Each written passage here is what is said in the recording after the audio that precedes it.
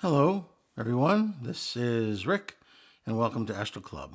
This is Adventures Beyond the Body.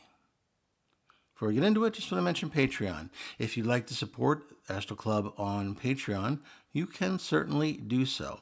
And when you join, you're able to direct mail me, talk back and forth. There's also chat sections and all kinds of good stuff. If that sounds of interest to you, all you have to do is go down to the description section and just click the link. Next up, astral projection lessons. If you'd like a lesson with me to learn how to astral project or to improve your ability level, be glad to work with you. I've worked with folks now all over the world. All you have to do is go down to the description section and click on the email and request more information. Okay, Adventures Beyond the Body. This is the title of a book by William Buhlman and his knowledge.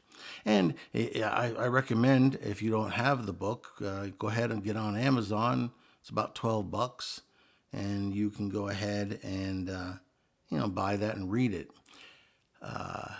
If you're broke right now, I'm reliably told that you can go onto Google and put in the name of the book along with PDF, and you might be able to find a PDF there that you could download. But I recommend you buy the book if you can afford it. He had a couple of techniques that I found interesting, and at first, I encountered one of them, and I thought to myself, is that really necessary? But the more I thought about it, I could see the value, at least for those who can do it. Let me get into some of the details, and this shouldn't be a long one. It should be short and sweet.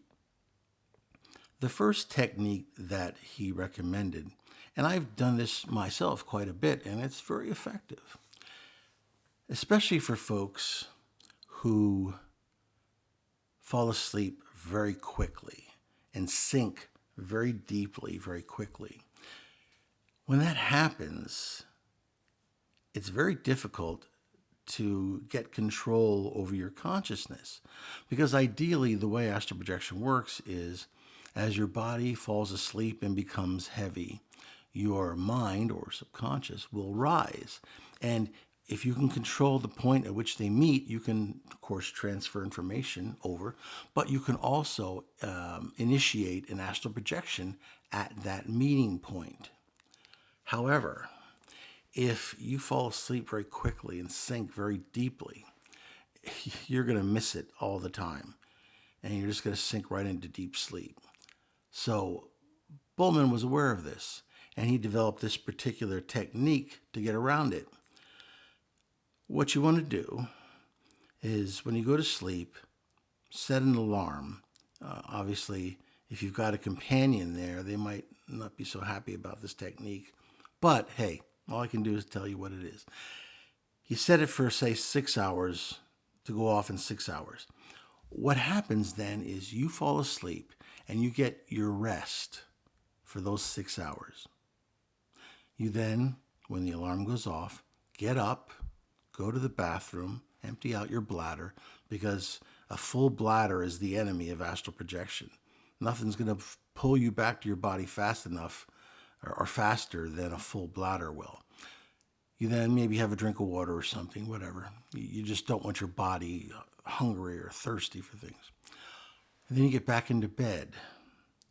And as you're about to fall asleep, you want to repeat in your head, I am now out of my body. If you time it right, you'll only get about 8 to 10 reps at most of this, I am now out of my body, before you proceed to sleep. You'll either wake up with vibrations, or you might end up having a lucid dream, which of course you can astral project from. Remember, in the past, I told you that you can jump off a high cliff that I found it works. And with the feeling of that falling sensation, you will yourself to get out of your body, and that's a great time to do so, because your body is in a quiescent state, but your mind's awake. That's pretty much what a lucid dream is. And then you could leave your body that way. So it's a very interesting technique for people who failed in astral projection, who are heavy sleepers, people who fall asleep very quickly.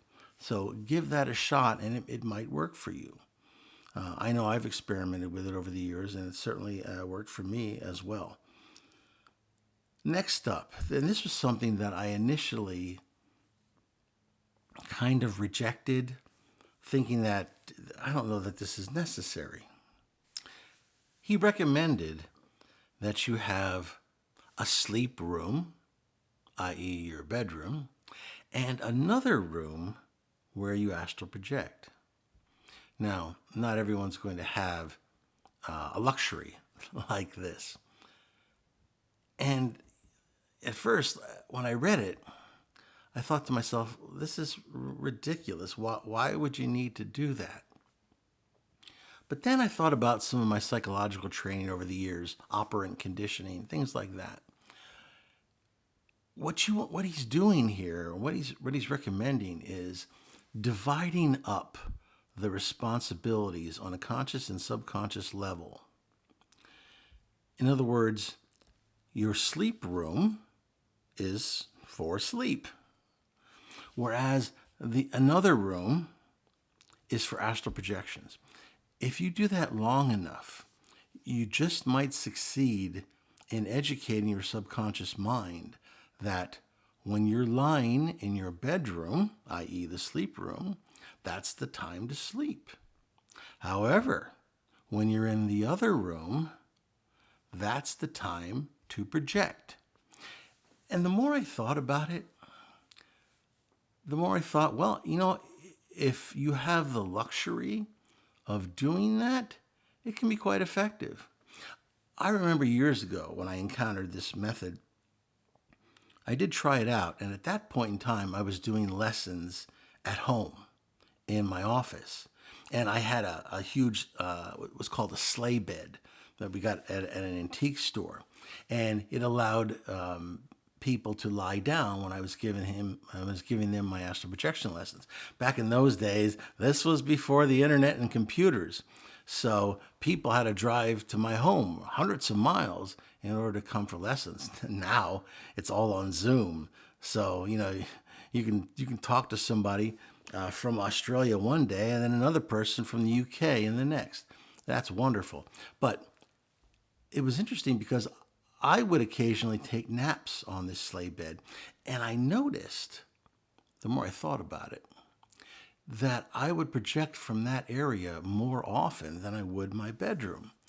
I think it's because my subconscious eventually got the idea that that was the astral projection room. And my bedroom, while still for use for astral projections, was more for sleeping. So it did work for me. It was effective. So if you've got the luxury of that, now you might have a couch, for instance, in the living room that you occasionally take naps on. Or if you're married, if you're in the doghouse, you might sleep out there occasionally. Either way, it might be possible for you to establish in your subconscious mind that whenever you're sleeping on this couch, let's say, that's the time for an astral projection. Just might work.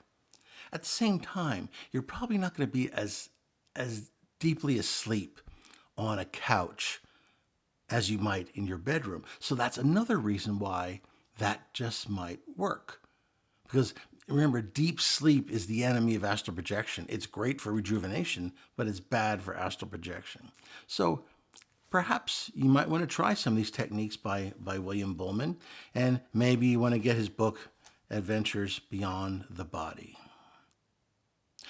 If you like that, please hit the like button, share it with those of like minds, subscribe if you haven't already.